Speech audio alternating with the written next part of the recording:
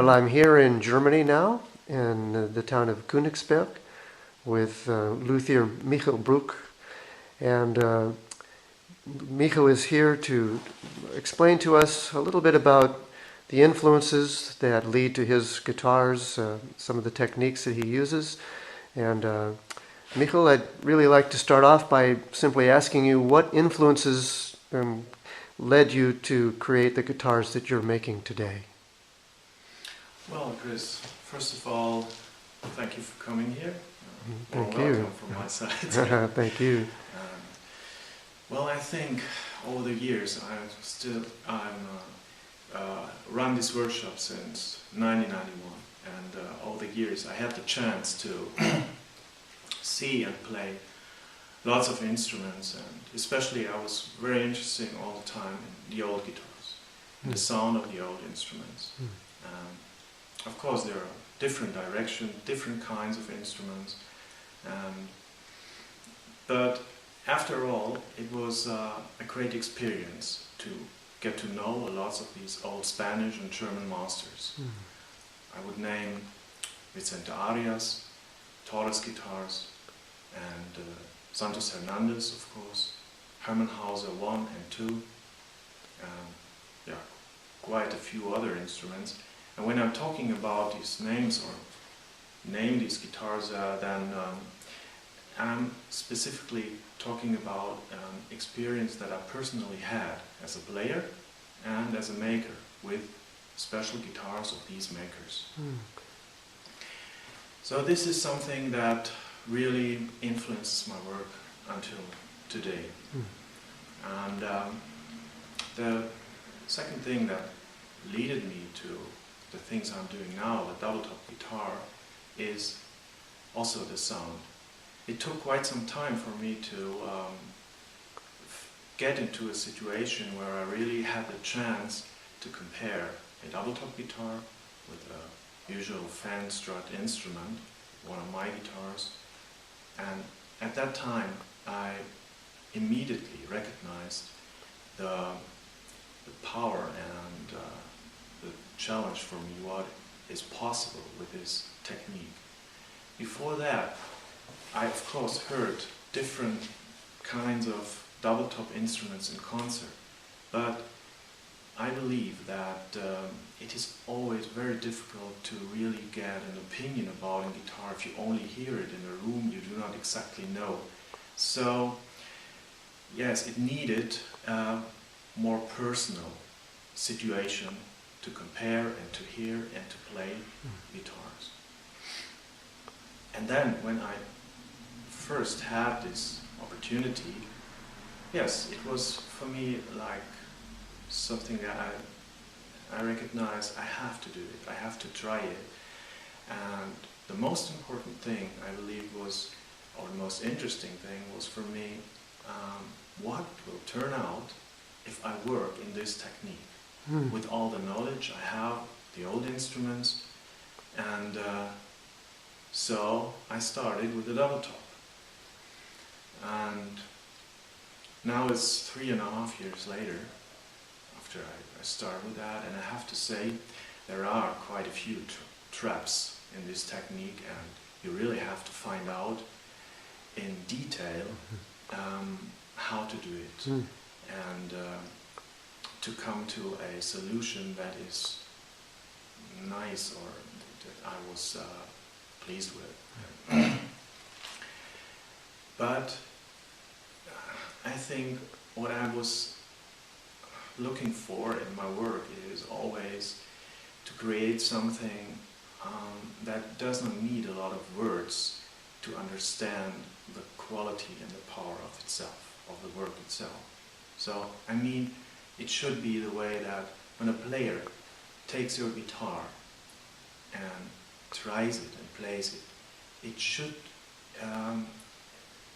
be right in the beginning that he really likes the guitar or he's impressed in any kind of way. I mean, the guitar is always a blend. It's a blend of the work and the sound, the voice of the guitar, and how it feels to play the guitar, how it feels and how it feels in the right hand and in the left hand, and all this stuff. And I think, yes, the best guitars I have played, or I was impressed by, it does not need a lot of words. And this is what I'm looking for. And I was interested to combine this new technique with the sound of the old instruments. And this is what I'm still looking for. And what I feel with the double tops I make now is that, of course, we have a character that is very close to what I say, an old sound, in the best way, an old sound, but you also have the power, or let's say the easiness these kind of guitars go. Very easy to play with a very good response. So you, on the one hand, you can play them in piano and they work. You feel that the energy you bring as a player into the instrument is perfect, the instrument works perfect with it. And on the other hand, if you play very forte, very powerful, the guitar also can handle it. And this is something that I really like a lot. So it helps in a way to express yourself as a player in good terms.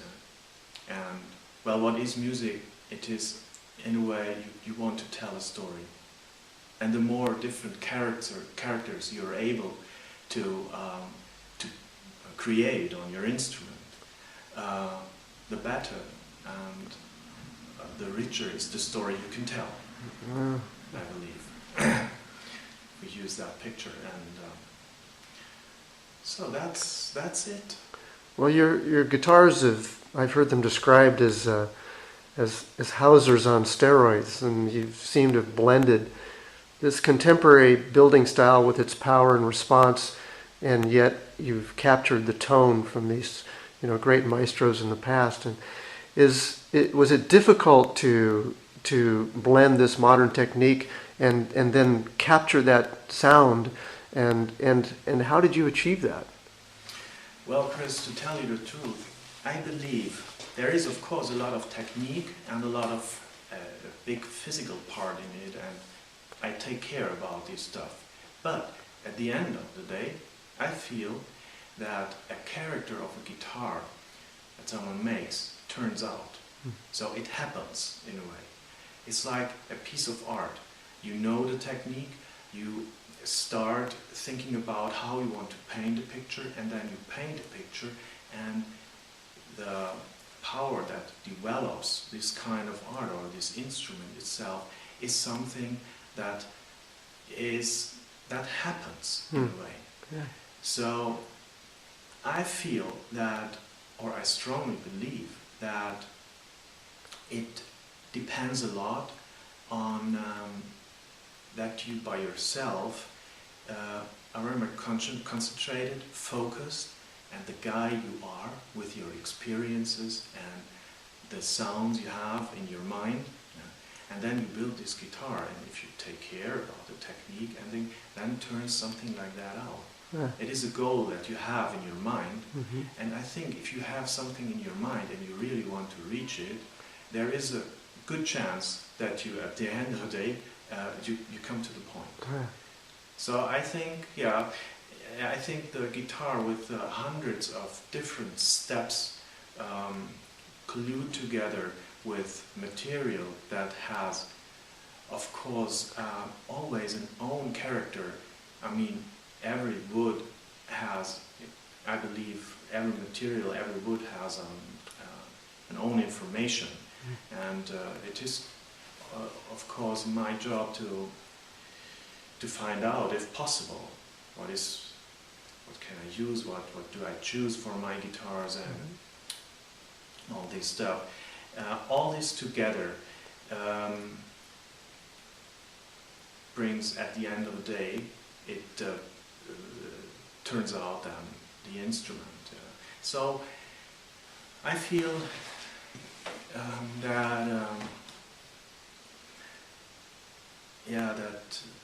the influence you have is there, and you can control the process, of course, but the most interesting and the character itself is something that comes up, shows up. Comes from the builder. Yes. Yeah. And is there an aspect of building your guitars that you find particularly unique now compared to the more traditional fan-braced guitars you were making in the past? What's the biggest difference in terms of constructing your guitars now? What's the biggest change that you've had to discover in order to create the sound that you have in your mind? Well, of course, it is the construction of the top itself. Yeah. I think to put it on a point or to make it easy, it is that if you use this construction, this double top technique, only to go into details, it is that you reduce the weight of the top and you increase the stiffness. And I feel, after playing all the different kinds of solutions, lattice sprays, double top guitars, and even I'd say modern construction of Daniel Friedrich, for example. He also used a very thin top with lots of fan bracing at the inside or something. It's also a modern construction in a way. Mm-hmm. After all, I feel that the double top technique is for me the best solution. And this is the most important difference. Mm-hmm. Beyond that, I believe that the body itself, sides, back, neck, and everything is. I prefer to even build that in a light way. So I like guitars that move completely. I mean, there are different kinds of constructions. You have also this construction like a speaker. Yeah? You build a stiff box, and you only use the top as the moving part in a way. Yeah? So, but I feel that, or I like, as a player, I like the whole instrument moves and the whole instrument is involved in the sound. Yeah? So that's, for me, most interesting.